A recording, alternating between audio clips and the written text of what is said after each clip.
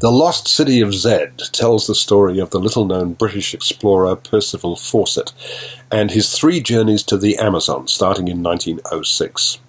American director James Gray, a classicist with a wonderful eye for all the potentials of cinema, has mostly made contemporary films till now. Little Odessa, The Yards, We Own the Night.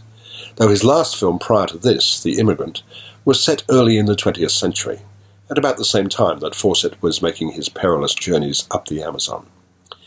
In 1906, the Royal Geographic Society is officially asked to chart the Amazon in order to settle a border dispute between Bolivia and Brazil.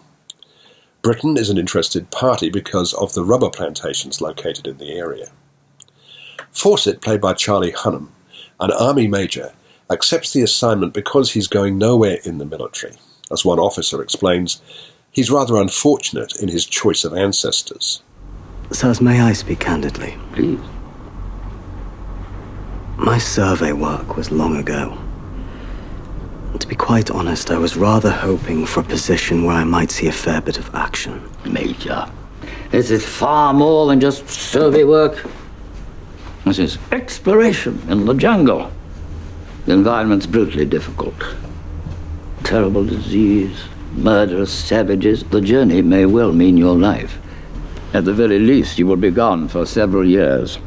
But were you to succeed, such an undertaking could earn you soldierly decoration and even reclaim your family name. Fawcett leaves his pregnant wife, Nina, Sienna Miller, in England, and accompanied by his aide-de-camp, Henry Costin, a bearded Robert Pattinson, sails for South America. On his arrival, he's advised to abort the mission, but with the help from local guides, the Englishmen push deep into the unknown. They find more than they expected. Pieces of pottery and other artifacts suggest to Fawcett the existence of a jungle city he calls Zed, long lost and forgotten. He returns to England, where his theory is ridiculed, but he and Costin raise the money to return to the Amazon, this time accompanied by portly businessman James Murray, Angus MacFadyen, whose injuries force the abandonment of the second mission just at a vital moment. And then World War I intervenes. Despite a relatively modest budget for a film that unfolds on such a vast canvas, Gray has created a very fine movie on the subject of obsession.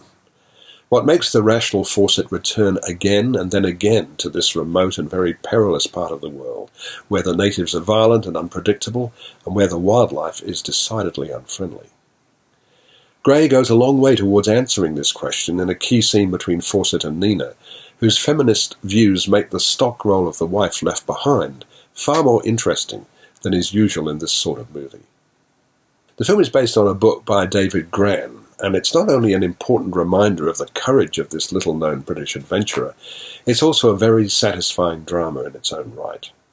Thanks to the performances of Hunnam, Pattinson, Miller, and Tom Holland, who plays Fawcett's eldest son Jack in the last part of the film, and the glorious photography of Darius Conji, the search for this lost city is brought to the screen with great distinction. I'm giving it 4 stars.